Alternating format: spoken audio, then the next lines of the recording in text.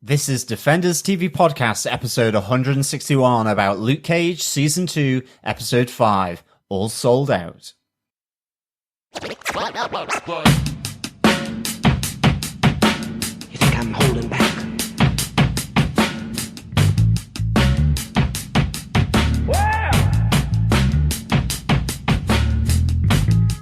You think I'm holding back?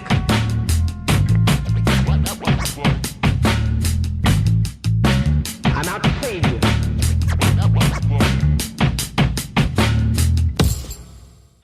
Welcome back, fellow Defenders, to Episode 5, all sold out of Season 2 Luke Cage. We are Defenders TV Podcast, and this is episode 161. I am one of your hosts, John. I'm one of your hosts, Derek, and luckily you'll never be all sold out of Luke Cage Season 2 because it's available to stream on Netflix. That was a terrible That joke. was so bad. All right, if you ever went to my Video God. Shop, you know what that means. What's a video shop? Video. And What? apparently the baby of this group, I am your other fellow Defender host, Chris. Yeah. Chris, also known as Flowers, due to his sort of penchant for flowery shirts and t-shirts these days. They're very cool. It's like sort of the Royal Horticultural Show going on every time we do a podcast. We should do video podcasting again, though. Yeah, and I mean, the amount of bees that are sort of buzzing around him, it's incredible. They're not bees, they're flies I haven't watched in 2 days. No, I'm going to tell the truth. I took a break from one of the nights from Luke Cage, jumped into Queer Eye Season 2, and noticed, oh my god, my wardrobe mostly consists of very drab colours. Do you know what? Get me down to H&M. Nice. It's brought my style up. My game is on point, on fleek, as the kids would say.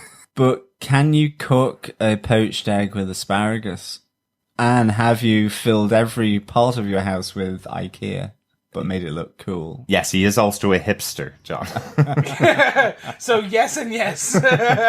I have the beard to prove it. Yes. And the actual beard wax and moulding styles to prove it. Absolutely. Well, you've got to take care of your personal business. Absolutely. And of course, an important part of your daily routine is Defenders TV Podcast. So I think we should get on with our spoiler-filled review. Just before that, remember you can get Defenders TV Podcast. It's available on any good bullet-riddled podcast app available to you. So please check it out and just search Defenders TV Podcast in that app. Or a bulletproof one. Yeah. Or the bulletproof one, or the good or evil one, or the drunk or sober one, or in fact, the damned or blessed one. That's my favourite, I think, the Yeah. Doctor Strange one. Yeah. It was pretty cool. Anyway, Derek, what are some of the episode details? Yep, this episode was written by Ian Stokes. We spoke about him back on Iron Fist. He did 2 episodes of Iron Fist, Lead Horse Back to Stable and Felling True with Roots. And he also gets a second episode in Luke Cage Season 2. He gets episode 9 coming up as well. This episode was directed by Casey Lemons. She's directed a few films and some TV shows, but this is her first Marvel directing gig. She was acting for many, many years. Most famously, she was Clarice Starling's bunkmate or friend back in the FBI Academy, Adelia Mapp, back in Silence of the Lambs. Oh, cool. That's very cool. I will counter that most famously with, she was also Bernie and Candyman, people. Come on. No. That's where I was like, Not the Candyman, same level of Candyman, and if I street say cred. it one more time. Also, for the Jean-Claude Van Damme people, she was Mariah Mitchell in Hard Target, the classic. Oh, that's cool. Yeah. Casey Lemons, I think, is a personal hero of mine now, actually. Yeah, definitely. I do think that her role in the Oscar award-winning Silence of the Lambs as best friend to Jodie Foster's Oscar award-winning Clarice Starling is probably still a high point. I think that is the decapitated head of a sheep or a lamb on the cake, to be honest. Because, Candyman, What's Not to Love, Jean-Claude Van Damme, just to get the rhyming going, is even better with Hard Times. And then, of course, to finish off our rhyming with Silence of the Lamb. So we have a Candyman, a Dam, and a Lamb doing really well here for Casey Lemons. I love Silence of the Lambs, so yeah, that is the decapitated head of a lamb on top. Nice. Let's see if this episode of Luke Cage is the new decapitated head of a lamb, the new high point for her career. Let's say that. John, do you want to tell us what they gave us with your synopsis for the episode? Sure. Luke Cage is sued by Cockroach after his beatdown at his hands. With Foggy Nelson as his attorney, they both agree to settle out of court with damages of $100,000. Desperate to drum up quick cash for the settlement, Luke accepts an offer from a superfan, the broker Raymond Piranha Jones, as he celebrates the successful merger between Atrius Plastics and Glen Industries. Meanwhile, Misty Knight starts to get to grips with her new robotic arm from Rand Enterprises. To help Luke out, she investigates Dontrell Cockroach Hamilton further, only to later find him decapitated in his apartment. In downtown Harlem, Mariah Dillard uses her windfall to open her Family First Center and invites Tilda to join the new, legitimate family business. However, there is talk of the disappearance of Atrius CEO Mike Higgins, and Shades begins to notice the absence of one of his henchmen, Ray Ray. As Mariah holds the opening ceremony for her center and Piranha's party starts up, both are gatecrashed by Bushmaster. As Luke prevents the kidnap of Piranha by the Stylers, Mariah cuts the red ribbon, only to be served with a red message threefold. Ooh, nice. I think we all might be a little bit giddy on this episode, and I think that's because this seems to be a little bit more of the comedy of Luke Cage coming out in this episode. I think there's a little bit more of the fun side of Luke Cage throughout this episode. What do you think? Definitely, I think there's some lighter moments in here, and I think that's really courtesy of Piranha. And obviously Luke having to get this cash to pay off and settle out of court with Cockroach. Mm-hmm. And it was pretty good. I enjoyed it, but still there's some pretty dark aspects to this episode, especially with the ending, which is fantastic. Of course. But I think there is a little bit of a lightness in the Marvel comics with Luke Cage sometimes. It gets a little bit lost when you have a series as serious as the show has been in the past. So kind of nice to see some of the humorous elements coming in. Will we get into bullet point number 1? Definitely. Cockroach presses charges. Yeah, so the end of episode 4 there, we have some guys serving Luke Cage with the court papers, only for us to find out that it is this despicable Cockroach, as he is really acting up here in the lawyer's offices. Which lawyer is that, we ask? It is good old Foggy Nelson. Franklin Foggy Nelson. Yeah. And I like that Luke is actually calling him Foggy here. Yeah, he's our avocado-in-law, and so he is now our second Claire Temple. Mm-hmm. He is our second connective tissue across these. And it was great to see him in Defenders getting Luke out, seeing him in the last Jessica Jones season. It was great to have him and see him in these different points because it makes sense. They're connected, but additionally, they're united in grief. And that's one of the bits I like that is being kind of brought out here, where he starts going, I'm not an advocate of this, but I'd suggest you wear a mask. Yes. And you get this fantastic quote from Luke, i.e. Mike Coulter going, I'm 6'3", black and bulletproof. What's a mask going to do? I was just like, oh my God, do you know what? They should have had a montage there where he's trying on like different masks and things like that. And everyone's just like, yeah, no, it's you. That would have just brought the perfect comedy element in, and also I love 80s style montages. I know you do. I do think it's really fun. Like, I love this idea that, obviously Luke Cage in the comic books is not a mask wearer. He's not a character that wears a mask. And I love this explanation of why he wouldn't. It makes total sense. Why the hell would a 6'3" guy who's bulletproof? Everybody in the whole town knows he's bulletproof. Why do we wear a mask now? It's way too late. If he was ever going to do that before, he needed to go Black Lightning style and do it from day one when he started out, It was never going to be able to get a mask on now and nobody know who he is. Yeah, but I mean, as well, even Foggy, is he the best lawyer? Okay, I know they want to settle out of court, but basically we have a guy who has no job at the moment, and he kind of wrangles $100,000. Well, I think the point really is quite well made from Foggy while sitting at the table as Luke breaks off a half of it, showing his anger. Foggy kind of goes, do you know how much this would cost you if you went to court and showed everybody how angry you are and how aggressive you are? You would be totally taken down. All your earnings for life are gone. You'd be back in prison. If that's the way you treat a standard conversation, which isn't even a courtroom. And of course, it basically propels Luke into having to essentially ask for money for the work that he does. Okay, at least initially with Piranha, it is an appearance fee. But ultimately then he sees where he can interject. And, we'll come onto that in one of the later points. So it's a good motivator for ultimately getting to a point where we see that heroes for hire element coming in. Yeah.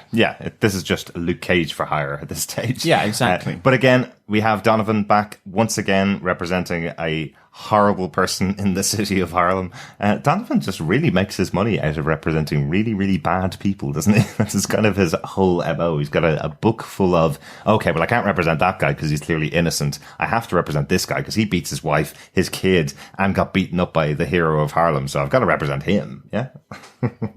I think what we're going to end up finding is Donovan. There's more to Donovan. Like there's secret cabal of evil lawyers. It's like the Hydra of lawyers. Maybe. If you will. I think it's just more, somebody's got to make the money. I might as well do it. He always seems to get his money out of it, But really great to see Foggy Nelson working with Luke Cage again. I kind of like their new relationship. This idea where Foggy's kind of trying to play up to Luke a little bit, telling him he does have it in his past. He has a bit of a rap fan in him. I love that effectively he mistakes Luke being shocked at the fact that he's a rap fan with Luke being disapproving that he's a rap fan, if that makes sense. So he tries to make it up a little bit more to him going, oh, I've got a hoodie in my closet. I used to wear a hoodie when I was in college kind of thing. He's still trying to make it up to Luke, and Luke's just looking at him going, I don't care what type of music you listen to. You're not my type of guy. We're not going to hang out. We're not friends. Can you just sort out this problem, basically? But I hope they do become Of course friends. They're going to be. I actually thought for a second, before they signaled the $100,000, in my head, I was 100% they were going to ask for Pop's barbershop. Right. Because, okay, yes, money is a good thing, but based on everything that's going wrong for Luke, I was like, they'll ask for Pops and he'll lose Pops. He'll be homeless. The homeless hero for hire, if you will. Yeah. And don't we find out in this episode that actually he will be homeless in a few weeks' time? He's only able to stay in Pops for about 2 or 3 more weeks because there's a couple of weeks left on the lease, is what he tells to Misty. So that's not his home. He's not. If Pops was around, he'd be told to take a hotel room. He's not supposed to be living there. He's just there because he has nowhere else to go right now. So he is kind of homeless.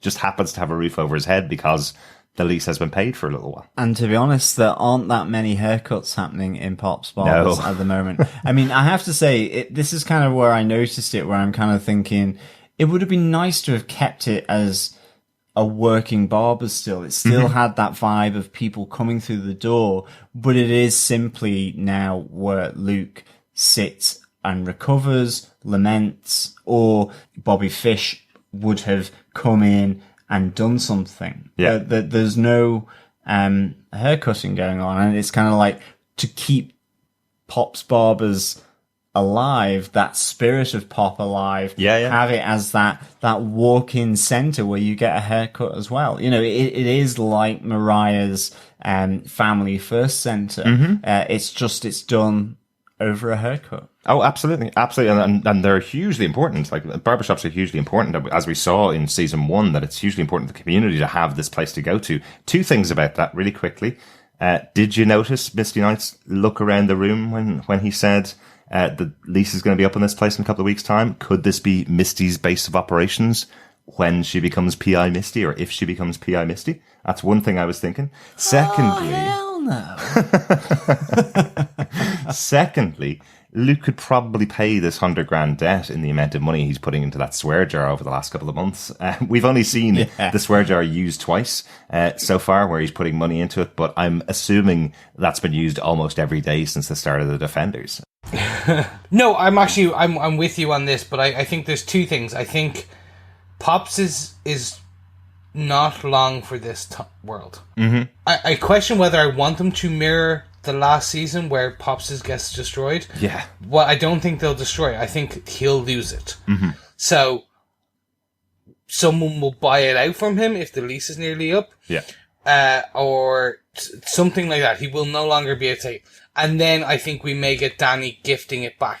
That being said, wasn't it in Power Man? Wasn't his original headquarters like an old cinema? I think I remember something like that where it was an old movie theater, was there the Heroes for Hire base. So I'm like, they could go down that route. I like the idea with Misty. She brings up, what about Danny? Mm-hmm. I think that's what they're going to do, but I think he'll lose it for a couple of days in the show, and then someone will come in. Well, but they are echoing last season. Well, that's it. There's nothing like a bachelor multi-billionaire as a friend. Get yourself out of a lot of trouble with that. Well, maybe, but Luke's never going to ask him for money. There's no way. That's never going to be on his side. If Danny buys it for him as a birthday gift, maybe he can't refuse it, but I can't imagine Luke going, oh, I need a roof over my head. Oh, I've got this friend. He can pay for all my stuff for me. No, absolutely. Never, but I mean, Misty makes, a valid point, to be honest. And I mean, I think, speaking of a man having to get paid here, I think on to bullet point 2, with Luke Cage, he's got to get that $100,000. Mm-hmm. I just love the way this goes. This to me was the heart of this episode. Oh, absolutely. Running through it. Yeah. I absolutely loved Piranha. I really got into Piranha in this episode. He's kind of being this sleazeball up in Mariah's office or having a drink with Mariah. You're kind of thinking he's dodgy.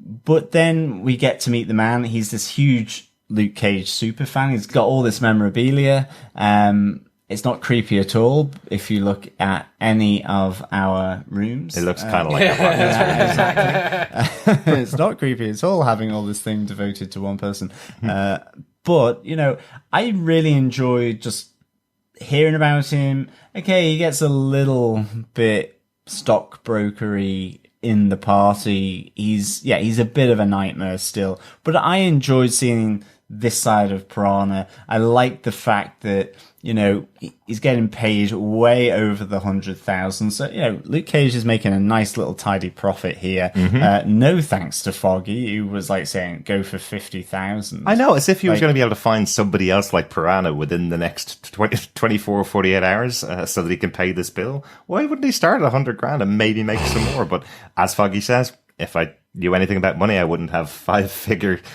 debts to my name, So I like that. I like that too. I love the moment before he chooses to go to Piranha where Luke is going through all of his other options, which is just hilarious. Firstly, Foggy calls him up and he goes, right, I won't do porn. I'm not an escort.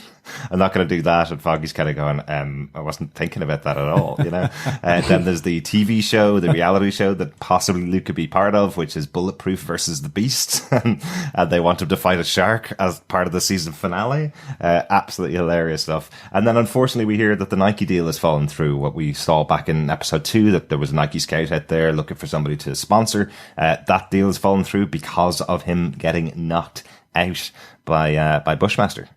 So that's sort of that side of his life out, unfortunately. And he makes the call to see if he can go play professional sports. And quite obviously, the NFL are kind of going, well, if you play for us, then we're going to have other superheroes on the other NFL teams, because we can't have just one superhero on one team. That wouldn't be very fair. So yeah, see that. I'm assuming we're all in agreement we want to see Luke fight a shark, but starting with what was it? Starting with a honey badger. Yes, a honey badger. Yeah, that would be cool. I want to see Mike Coulter fight a honey badger. Well, Luke Cage, maybe not Mike Coulter. I don't think he has any kind of superpowers. But we could have seen him fight a piranha, of course, in this episode, because again, we have the reference to the shark from Piranha, where he's like, Wall Street is made up of sharks. Although I always thought it was wolves in terms of like the Wolf of Wall Street, yeah. But. I've heard sharks. And again, this was a nice moment where he's like, I learned everything from my dad, keep a small operation, but we're successful. Mm-hmm. it's still probably as dodgy as hell, but nonetheless, I kind of liked the whole thing. I loved his assistant as well that welcomes Luke in and then gives him, this package. And I have to say, I thought it was going to be the tiara and the 70s Luke Cage vibe outfit again. And instead it's a fairly trendy Carhartt green hoodie. Full of bullet holes already, though, is the problem, isn't it? But it is very similar to his regular Carhartt hoodies that he's been wearing all the way through the season. It's just the one with the yellow trim on it that he got shot in last season. But yes, she is the most polite personal assistant ever. I love the, he said you'd say that. It's in your contract. Really, really good moments in there. But yeah, we see the party when Luke has to come along. I love his reaction to having to cosplay. As you say, John, his really bad reaction to being told what to wear is a good little moment there. But then he starts getting treated like a pet as the party goes on. There is a nice moment, at least, to save Mike Coulter's career at signing at conventions. When someone comes up and tells him how much Luke Cage means to her, he does sign willingly, really happily, signs for her. Everybody else at the party that just walks up and starts taking selfies of him, he seems to just want to push them out of the way. Smashing bottles over his head. Yeah. They really want to test that bulletproofness. Absolutely. Absolutely. That was really tough. And then it turns into a YouTube video, effectively, that this guy was allowed to smash a bottle over Luke Cage's head. Yeah, but I think the interesting thing here as well is ultimately the party gets hijacked here. But leading up to that, we're kind of being told that the Jamaicans have gone quiet in Harlem and in Brooklyn. And of course, in the previous episode, we see that warehouse, everyone's moved out of there. But there's this sense that Bushmaster and his crew, that they've all kind of abandoned Harlem. They've moved out. Mariah thinks that ultimately he's gone back to Jamaica after visiting her. But then this is where we get that moment where a lot of different clues spread liberally through this episode begin to sort of show themselves as the Stylers or the Yardies make their move against Piranha. They want to kidnap him. Yeah, I really enjoyed the overall kind of bar party scene. We get our obligatory reference to the green guy. Even if the on ice in the last episode was not a direct reference to Captain America, this definitely was a direct reference to the Hulk.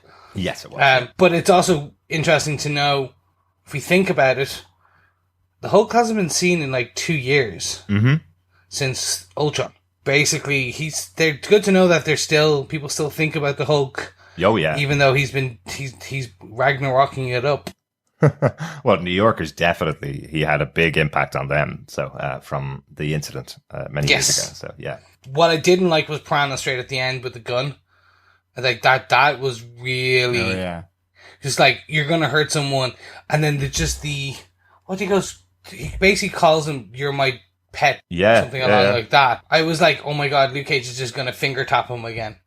Like, it's just gonna be like, dink, you're down. But I know what he meant. Like, you can see there was that 1 second, and then I really enjoyed that piece where it's like you have the two Jamaicans. We've only ever seen one Jamaican to that point in the party, and then suddenly a second one comes out of everywhere.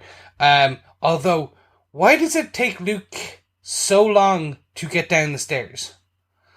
So we see Piranha getting pulled out by the two Jamaicans, and it's taking a bit of time. They get out, and Luke looks around, then runs after them.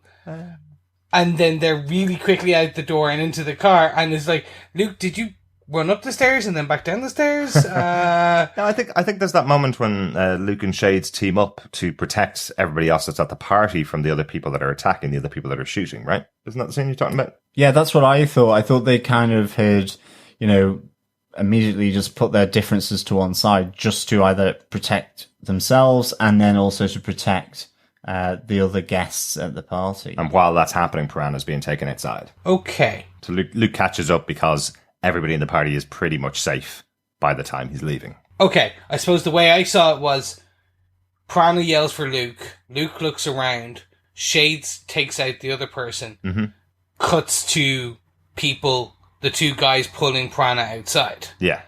And I'm like, well, Luke pretty much could have just taken off after Shades takes care of that guy. I see your point. I see what they were going for. But in my head, I'm like, Luke just like walked. He casually strolled down the stairs. I think also that might have been a little bit of it. Remember, he was used as a bouncer by this guy earlier on while he went up with two women to have some coffee.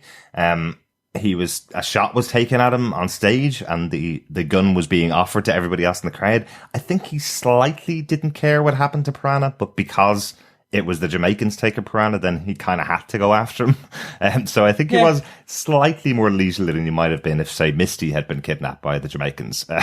Possibly. Maybe he was kind of going, Piranha might be dead by the end of the stairs, but at least I can get the Jamaicans quickly, you know? Exactly. And the great thing is that his revenge, if you want, against Piranha is that all of a sudden, if you want protection, you've got to pay for it, and it's $300,000. So, really cool, that happened. I think moving on to bullet point 3 as well, and we've kind of hinted at it. You know, Shades, was at the party as well. We see him and Luke hook up, but he is kind of making a bit of a play in this episode. You know, Shades wants Harlem's paradise. He's kind of putting himself forward here as being a bigger part of Harlem because he wants a bigger part of Harlem's paradise, I think. Right. It suddenly seems that with this merger going through and the idea of all this money, that Mariah and Shades' objectives, what they actually want, are kind of diverging slightly here. Yeah. And Shades almost doesn't want to leave that part of his life that he's built up to some extent. Yeah. Whereas Mariah wants to just get the hell out of there, and she's absolutely focused on her family first center. Yeah. I think he's kind of making a bit of a statement to Mariah, actually. I think he's kind of saying to her, if you want out of the life, well, give me Harlem's paradise. There is drug connections here. There are gang connections here. I'm taking this. If you really want to get away, then you do this step. But do you really want to get away? I think he's kind of posing the question by offering to take Harlem's paradise offer. It's almost like, I know she won't leave me, but if she does give up Harlem's paradise, then I know she's serious about moving out of the life. Yeah, I can kind of see where you're coming from that. Yeah, no, I do. Yeah. I don't think he really wants it. I think he's just saying to her almost as a test, if you want to give up on me and you want to give up on our relationship and you want to give up on the life, then you also have to give up on Harlem's paradise, which he knows she's probably not willing to do. Yeah, it's laying down the gauntlet to make the absolute definitive choice. Exactly. What does she want to do? Yeah. Yeah, I was surprised she said no. Oh, really? Because in theory, it's giving her the best of both worlds. Shades takes the shady side of the business. She goes into the light side of the business. Which I thought that's the way they were going. I think Shades wants paradise because he does feel such a connection to it and to the community and things like that. I think when they lose paradise based on her putting it up as collateral, Yep. that will strain things even more because they lose then the connection to the life. They're losing their lieutenants. They've lost their gun business. Yeah. Harlem will no longer be theirs. And after what happens later on in the episode, even the light side of Harlem may not be theirs. Yeah. So it's starting to get, how much can you strain a king and queen's relationship before it breaks? And I think what they're trying to do is, Shades thought they were going to be king and queen of Harlem. They would rule the underworld of Harlem together. We get all that lovely imagery again in front of the painting and things like that. Yeah. And I think what we're seeing throughout this 5 episodes is Mariah's Queen Bee. She does not consider Shades her king. Maybe consort, but not king. Right. Like, she's still ordering him and telling him when to go, what to do, blah, blah, but then she ropes him back in, and the kind of knowing that there is a relationship there. Yeah. So, that's what Shades thought. I think she'll break And I think that will come out, and that will cause the full split. Yeah, absolutely. Like, she'll be like, I was the queen, you are nothing, you are my bodyguard. Like, she'll do that tirade at him, and that will then take another piece from the Stokes. Maybe. I've just never thought that she'd give up Harlem's Paradise. I never thought that was on the table for her. She's spoken in the last episode about how much of the history of the Stokes is involved in this, and regardless of the fact that she doesn't want to be called Mariah Stokes, that is still in her DNA. She talks about it so prophetically almost in the later scene we're going to talk about. She talks about the history of the Stokes family and what got her to this point. And I feel like Harlem's Paradise, yeah, there are backroom dealings in there, but the actual club itself is a highlight in Harlem. It's a centre, it's a hub of Harlem, much like the barbershop was, as we mentioned earlier on.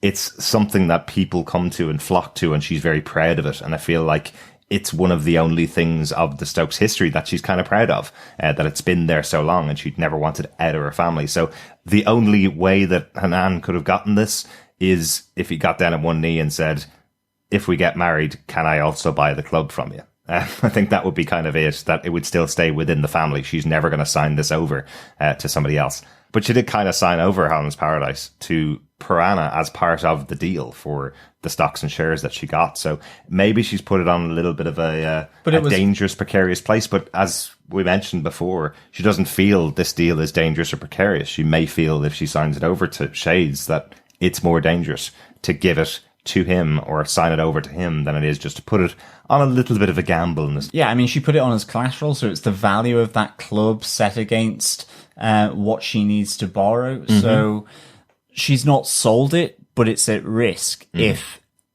there is money owed. And I suppose that's the thing. You know, the last episode, we kind of got the sense that, you know, Shades was not trusting of Piranha, and, you know, was this money real? Was this paper money that Piranha was promising to Mariah absolutely real?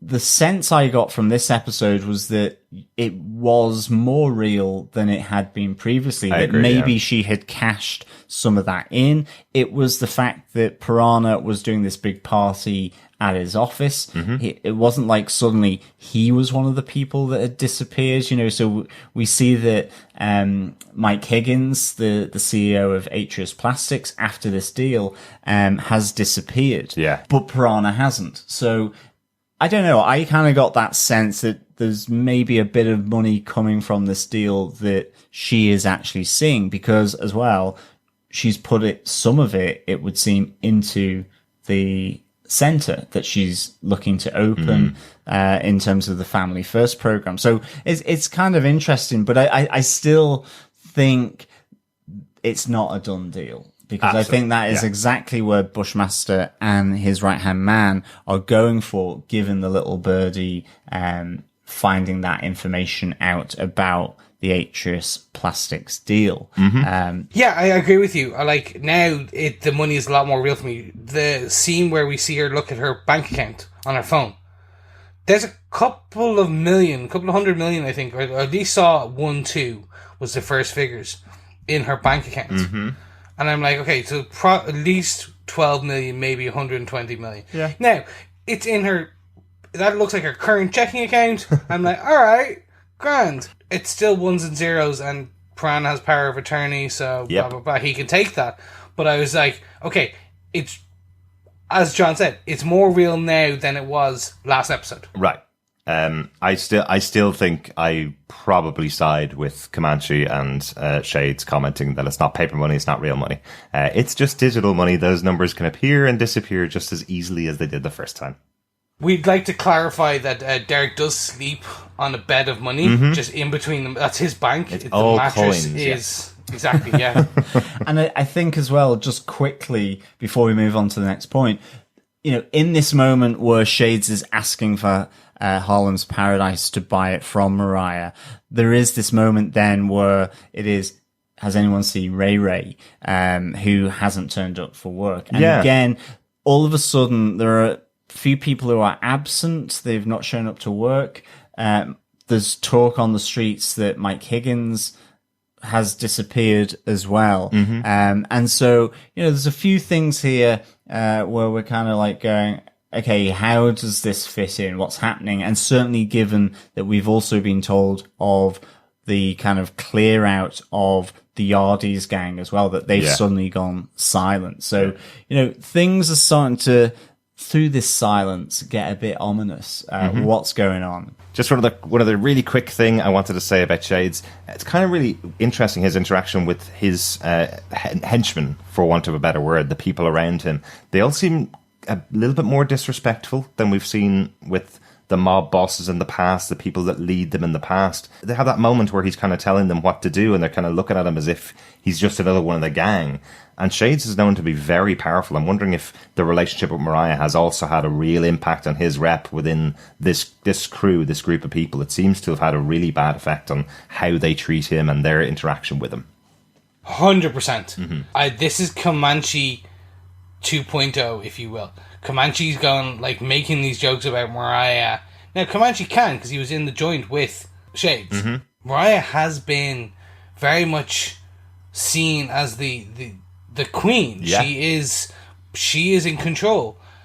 Shades now is just another henchman, and that's kind of what we're seeing, that his power is being eroded by this. But it even feels worse than that. It even feels like he's been pushed down the rung even further than any other leader of this kind of crew. You'd expect he's giving orders, regardless of the fact that Mariah's above him or beside him. He's still giving orders to this group who seem to be just disrespecting him now. But I even think it's that Shades can't maybe handle the separation that Mariah makes in her life, in that, she's still kind of up with him in the bar, but then she needs that separation from that part of her life with regards to her center that she's about to open in Harlem. Absolutely. In that she wouldn't expect Shades to be there because it would pose too many questions.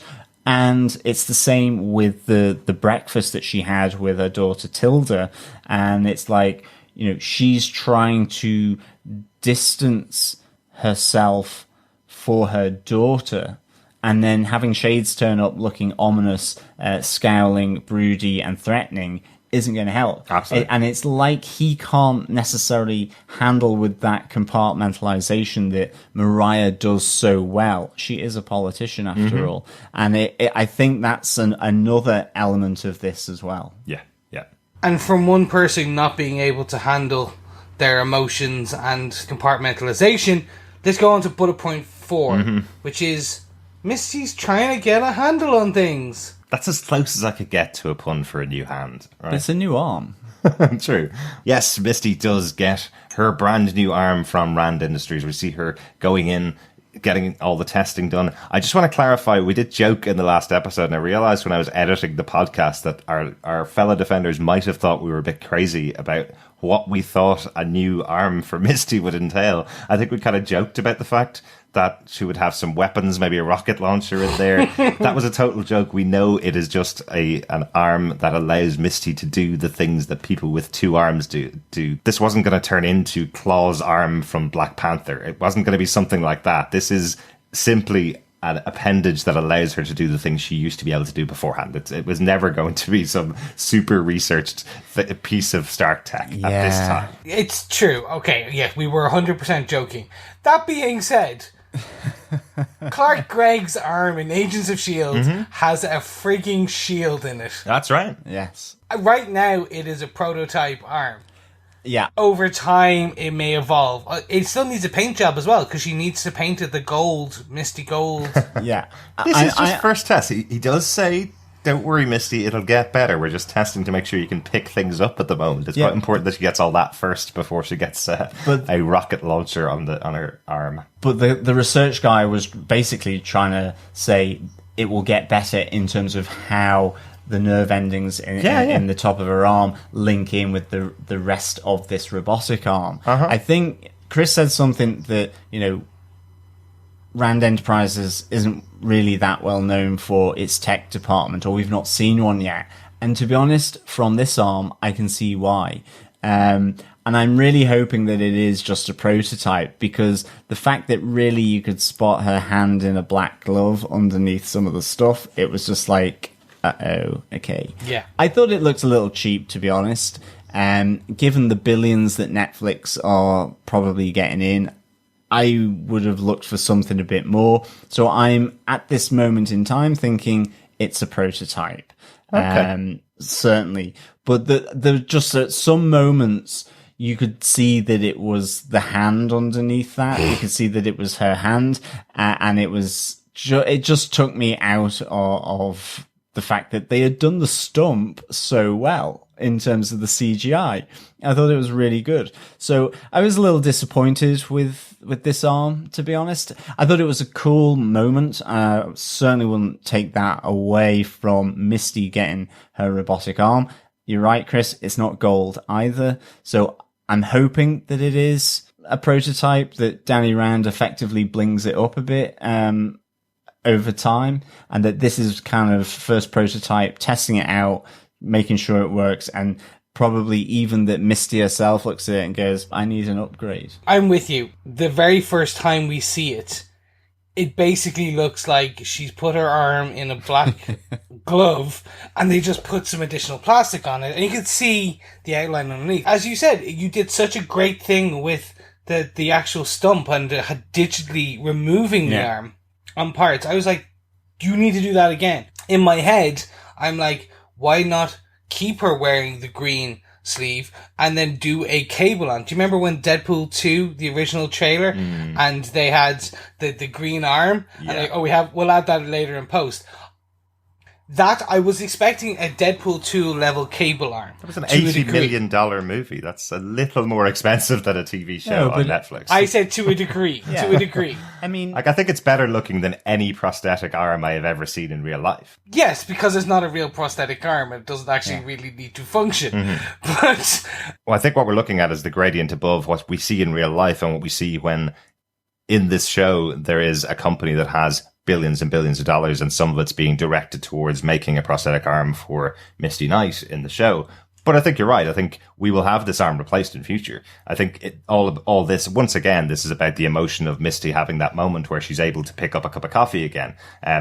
As she says, I hope it does a lot more than this in future, because I need something more. I need to be able to write with this thing. I'm a righty. I need to be able to play basketball again in future. You know, that kind of stuff I think we're going to see as the episodes go on. But again, I'm really happy to see this in episode 5. I have known we were going to get the arm this season, early leaks of photographs, but once again, I had thought this was going to be something that was going to happen in episode 12, episode 13 of the season. This arm was going to come out. So it coming out this early in the season does make me feel we're going to get upgrades. We're going to get a different version of it by the end of the season. I mean, I hope so, but I really enjoyed Misty and the way Simone Missick, you know, her portrayal of getting that movement back was absolutely fantastic. As I say, it just then suddenly took me out the moment because I could see the hand. And I think you're right, yeah. But SFX these days, you know, you see it with Agents of S.H.I.E.L.D., you can see it with Gotham.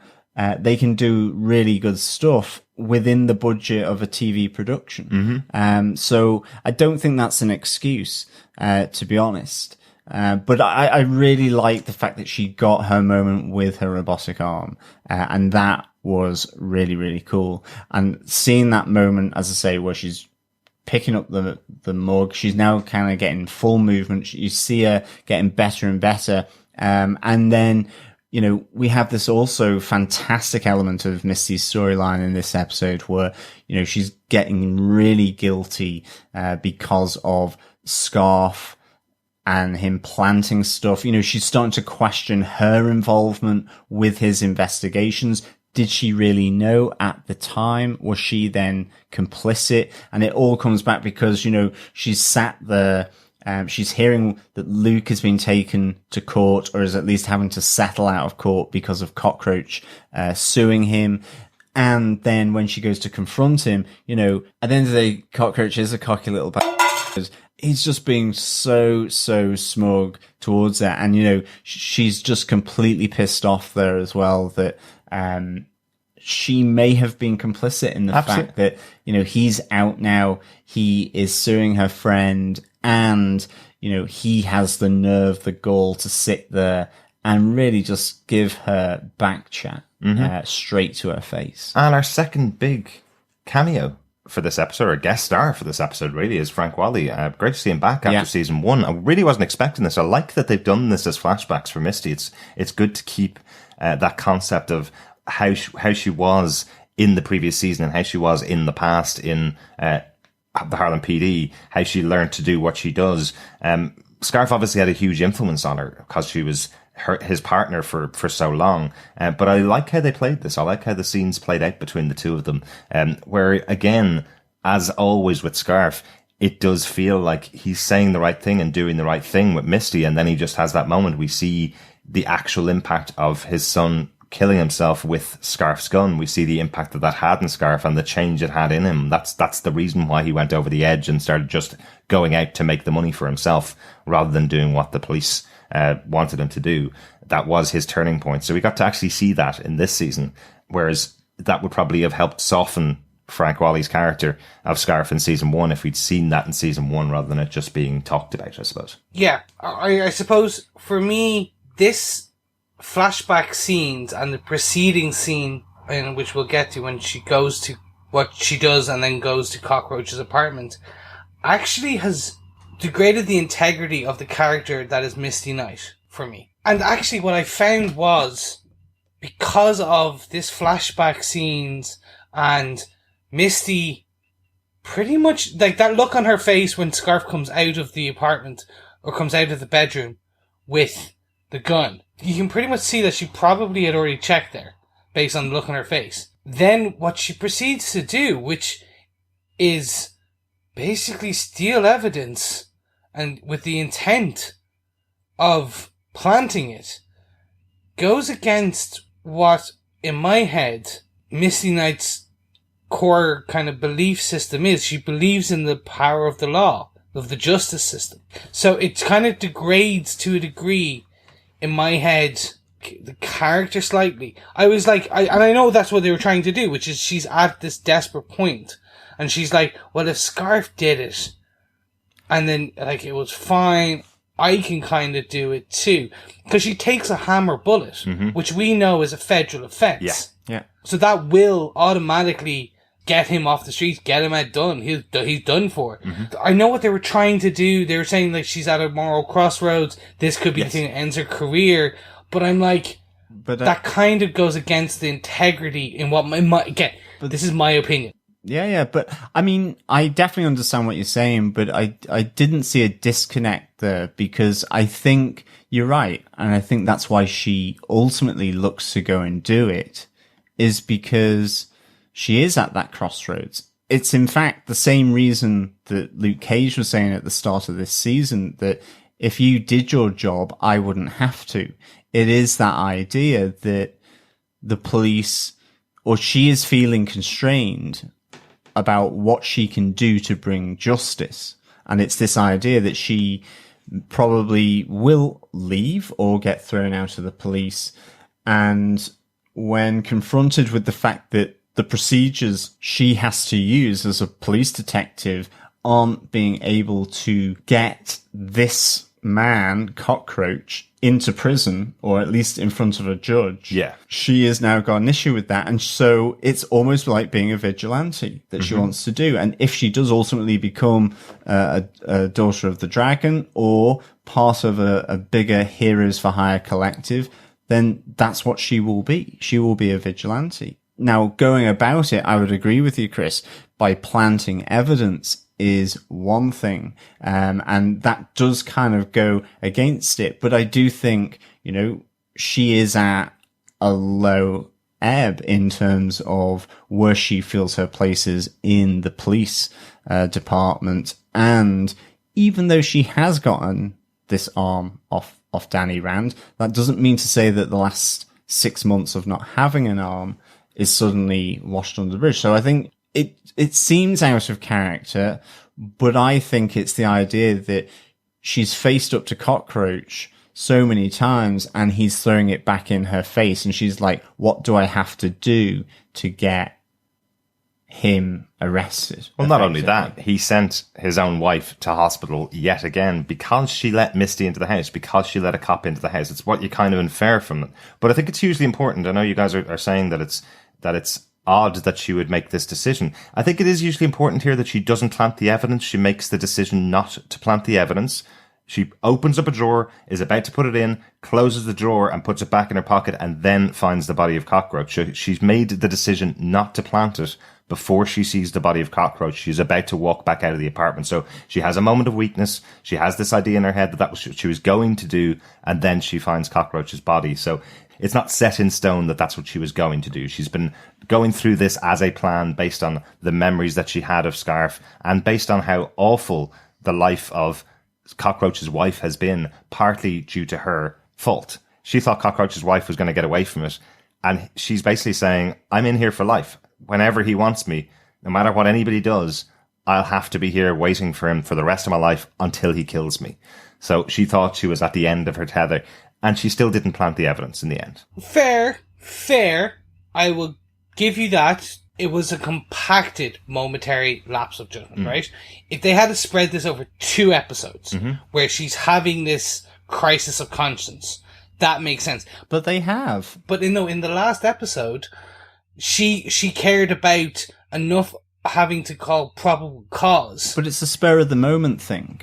Because she's confronted him about Luke Cage, and then she hears about him having beaten his wife so much that she's now in hospital. Plus, she was there in the previous episodes when Luke had obviously beaten up Cockroach. And she says, I see the pattern when I used to come to these incidents as a beat cop. And then as I became a detective, I was going to the mortuary. So it has built up in that sense of her looking at Cockroach's wife and saying, get out. But then there's also the moment that, characters should be able to act impulsively on the basis of things, which is what she does here. This is an impulsive moment for her to do it. But I think it's built up because of things that are going on, particularly with Cockroach's wife, and also just in terms of what has been happening to her personally and professionally. Absolutely. How dare he bring a court case against Luke Cage for beating him up at home and then send his wife to hospital the next day? Like, how dare he do that in Misty's eyes? These are the things that are going on in her life. She has a view of both sides of this guy and knows how bad he is. And that's kind of what the flashbacks with Scarf are telling her. Well, he killed somebody, so why don't we just frame him for something? And then he goes to prison. The reason why she obviously takes it back is because, well, that failed last time, so why should she plant evidence this time? It's obviously not going to hold up again. But I think we need to get on to our final bullet point, because we have to talk about Mariah and the opening of the Family First Centre. You don't need to be bulletproof to be a superhero. No, really, really good. Enjoyed this. I loved all the pictures on the wall. I love the fact that she invites Tilda to come on board as kind of like the chief medical director for the center. But Tilda really kind of steps back. But I think Mariah has just a great speech here where she's speaking to Tilda, saying that yes, Mama Mabel, she had hookers and the brothel. She was trafficking in people and in sex, but across the full course, or from her Aunt Mabel before her mum through to Mariah and so on, and now through to Tilda, that there is this growth. Isn't this the American way? That Absolutely. We've gone from this maybe seedy past, but ultimately it's to get to this place where it's not. And ultimately at the end of it, it's about empowering people, empowering women in different ways at different times. I mean, I'm not saying it's right. I'm just saying it's at different times. Yeah. And it is that comment from Mariah, that actual statement from Mariah where she says, why look at our dark past when we should be looking forward to our bright future? That's hugely important. This is absolutely Mariah's moment. This is what she's been building up to get herself out of the gruesome side of life that she's had all the way back from Mama Mabel. She's reinvesting the money that she has earned from this deal back into this centre to prove herself as a pillar of the community. And yeah, it's hugely important to her. I do think it's fascinating that Tilda asks for all of the details from Mariah of how they got to this point before she commits to working with her. And then she does commit to working with her. Once again, a little bit of shadiness there from Tilda. Kind of this idea that she is happy enough as long as she's included, that she actually will go along with Mariah on this plan. And Mariah doesn't sugarcoat any of it. She specifically says, we blackmailed this guy and we took his money and we got him to pay for the whole thing. You know, it's kind of interesting. I'm 100% with you. Mm-hmm. This is another tick in the Tilda is not what she seems. She is not as innocent Definitely. as we believe. Call you. Mm-hmm. I was like expecting her tell me everything and then she would disappear. She would like, that's it. I can't be involved with this. Yeah. The fact that we see her come back after all that, I'm like, okay, she's a Dillard Stoke.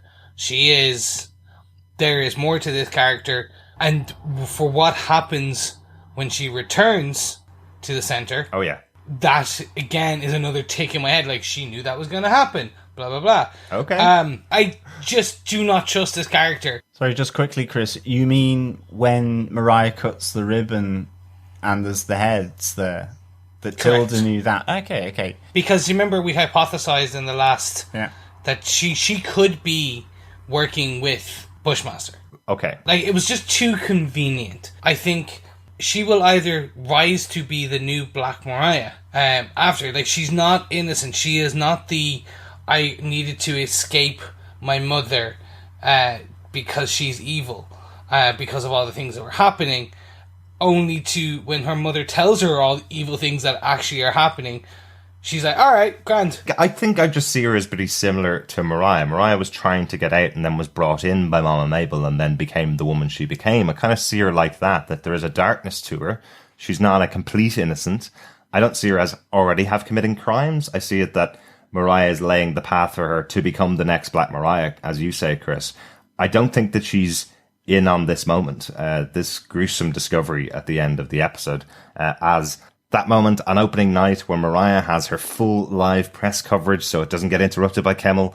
She's there with her mother because that's exactly where she's supposed to be. Alex has set it all up. The announcement's going to be made. And then this gruesome moment where we have the three heads of the missing people that we saw throughout this episode. So will we get them right? This is my guess because we haven't obviously seen episode 6 yet, but our guess here is that it's Ray Ray. Yeah, and then there is the Atrius Plastics CEO, Mike Higgins. Mm-hmm. And the third head? Is Cockroach. Yes. So basically they are taking down all the additional aspects of the Stokes underworld, of the Mariah's underworld. And planting them right there on live TV for the launch of Mariah's new centre. Yeah, whilst at the same time, obviously trying to kidnap the one guy who has power of attorney over the money that has just been made or allegedly made from this deal between Glen Industries and Atrius. Yeah. Cool plan. Yeah, it was great. It's how do you take down the dark side and the light side of Mariah in one fell swoop? Mm-hmm. The Stylers, the Yardies, love beheading. I think it's the signature move, really, isn't it? Yeah. Nigel, Cockroach, the CEO, and Ray Ray, all gone. Mm-hmm. Plus, we have other missing people. I believe there was someone else as well, outside of Ray Ray. I think there's someone missing. I think I'll need to check that. I think it was just the Yardies who'd gone to ground. They'd just gone and they had disappeared, and it was mentioned. I think it was that. Okay, could be that. But then, so literally in full one fell swoop, they've just taken out that dark side, and so they've taken out the Atrius deal. Mm-hmm. They took out Atrius because he pushed the board to allow the stocks. So potentially rescinding, blah blah blah. You got Cockroach, who was actually no, that doesn't make sense. Why was Cockroach? He was another head of another gang. Yeah. But he's not connected. So to begin with, it was Nigel, it was the Furniture King, and it was Cockroach. Yeah. They were the three. Yeah. Bushmaster takes over from Nigel. Yeah, Ray gets killed by Shades. And then ultimately, Cockroach is this third challenger within Harlem. And so he's taken out. The Yardies were the Yardies. Nigel was the Yardies. Cockroach was the up-and-comer, and Arturo was the heroin king of the Latin American guy. Mm-hmm. So the Yardies got the gun business, which Mariah was trying to sell, to these other rival gangs, and the heroin team is no more because their head has been killed. Well, so was this, as you say, just getting someone else who was the head of a up-and-coming gang? Yeah.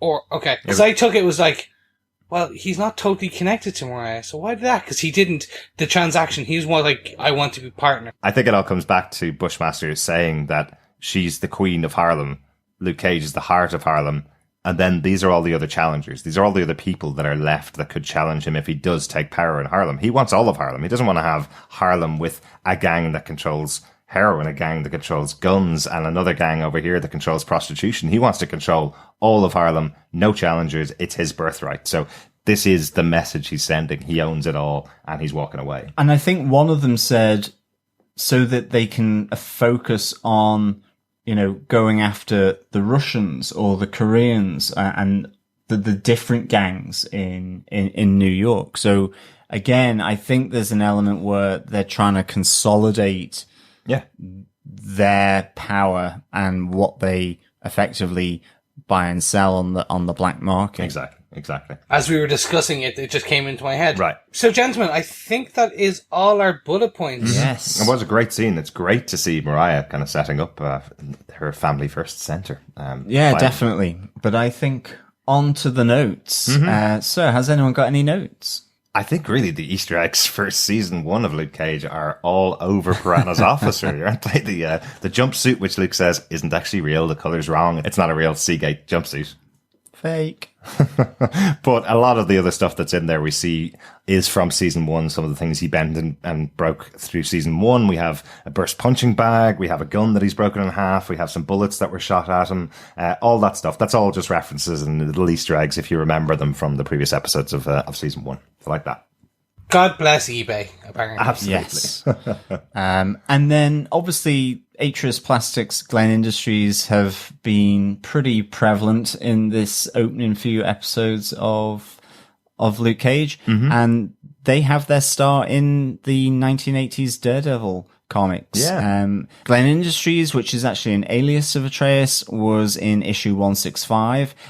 But interestingly, in issue 184 was Atreus, which was the No More Mr. Nice Guy with Daredevil with a gun, which was a front cover of a comic written by Frank Miller. So Frank Miller effectively bringing in Atrius. Yeah, it's quite interesting. Yeah, I think we had Glen Industries are back from 1980, and 2 years later, Atrius Plastics came along. They made some plastic explosives, so that's where they came from in the Marvel universe. But yeah, really cool that they've brought these two companies in, and one subsumes the other effectively after 4 episodes of this show. It's quite cool. We did also see Atrius Plastics back in Daredevil. There was a truck that was driven trying to save Kingpin at the end of season 1. That was an Atrius Plastics truck. Yes. So we have seen them. They have existed in the world before as well. So yeah, and I like the fact that they're using the Hammer logo. We see the Hammer logo in this one as well. Obviously, they cannot get Hammer himself to come into this Netflix, so I like that they are using some of the other ones, the Roxhams, in the subsidiaries, the other evil corporations. I like that. Yeah. Okay. Well, Roxxon is having fun down in New Orleans at the moment over on Cloak and Dagger, so they're not going to be in this season of the Netflix shows, I think, at the moment. Now, Derek, riddle me this. Music Maestro. Yes. That was Ghostface Killer. Yes, it was, yeah.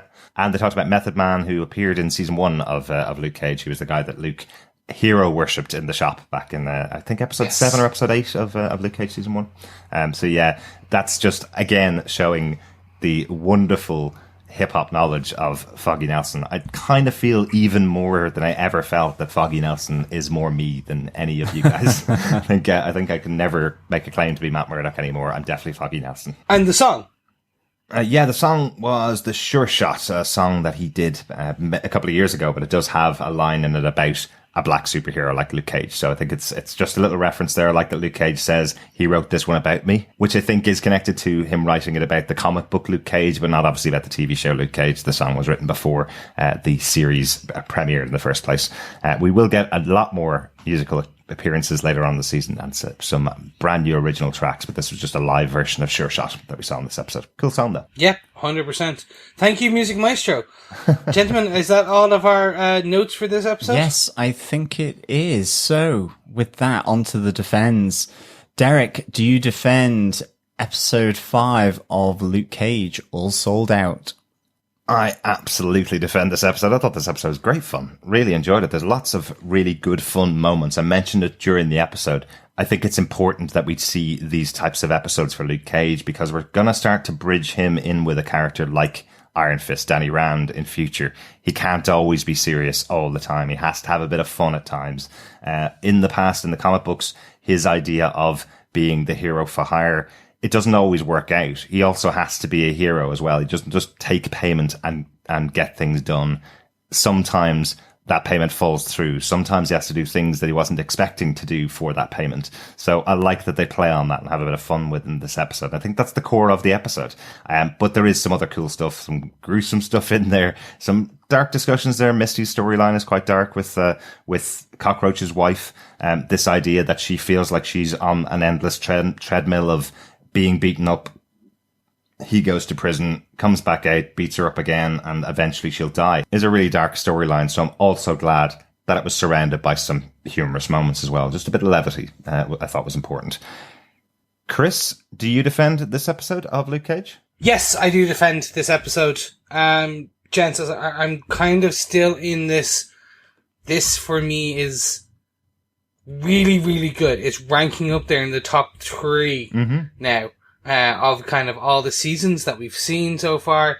I am still cautiously optimistic. I'm not going to run out of steam so early, but they are running a lot of the storyline. We're on episode 5 and things are already starting to wrap up to a degree. Like, Mariah's takedown is 2 episodes away or less, potentially next episode. I want to know where they are going with this, and that's driving me into the next episode. It's driving me. I'm like, I love what you're doing. I was not happy with what I understand what you guys are saying, but I still was not too happy with.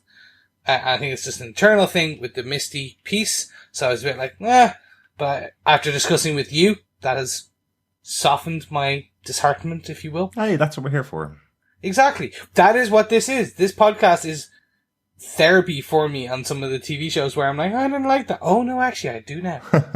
So yes, I do defend this episode. I just think that we need to see where they are going. This is either going to be one of the best seasons of Marvel Netflix TV, or after episode 7 it could disintegrate. I want to see how it goes.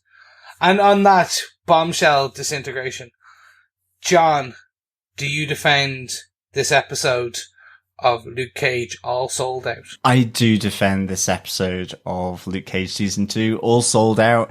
I'd give this 3.5 cocktail heads out of 5. Cocktail heads, I like it. You just need a little wedge of cheese and a bit of pineapple in between, and you've got the party buffet for the opening of the Family First Centre.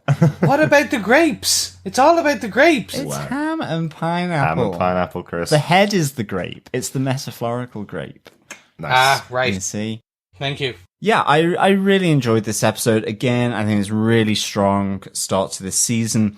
I really enjoyed the Luke and Piranha interaction. I thought it was real fun, as Derek has said. I think it was light. It brought a lightness, and I think with what we've had, certainly with Luke, suddenly being left all alone, it was nice for him to have this distraction, and ultimately lead to being a hero for hire in the defense of Piranha, because, wow, Piranha has to pay for it, given that he treated Luke like a pet. Oh, yeah. But I really enjoyed that moment. I thought Luke and Foggy, it was really, really good. And I loved Misty's storyline in here, confronted with Cockroach, and she's been battling with him back and forth over a number of the episodes now, in the hospital bed previously. And of course, with the connection back to the flashbacks of Scarf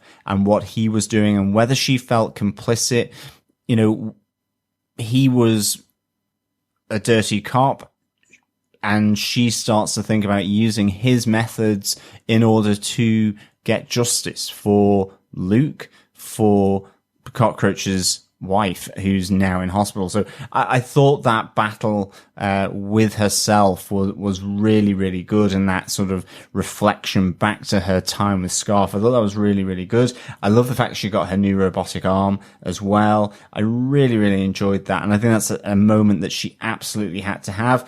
It is a shame it looked a little cheap for me, but I am hoping and hopeful that it is a early prototype, and Danny Rand, aka Marvel Netflix, will spend a whopping amount of money to provide a nice big shiny gold pimped up robotic arm for Misty, like in the comics. And of course that ending with the heads on the spikes, fab.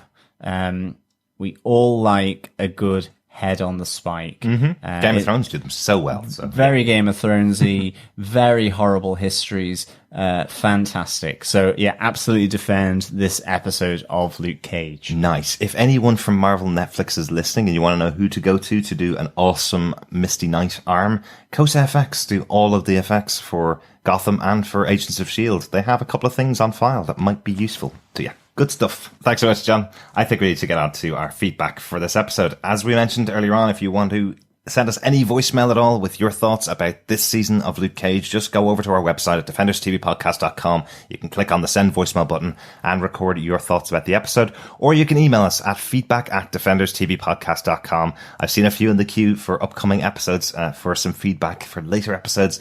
Thankfully, the writer of those emails has written the number of the episodes that they're talking about. So I haven't read them yet because we haven't seen those episodes. So if you're sending in feedback, make sure you mark it with the episode you're talking about so I don't accidentally read it.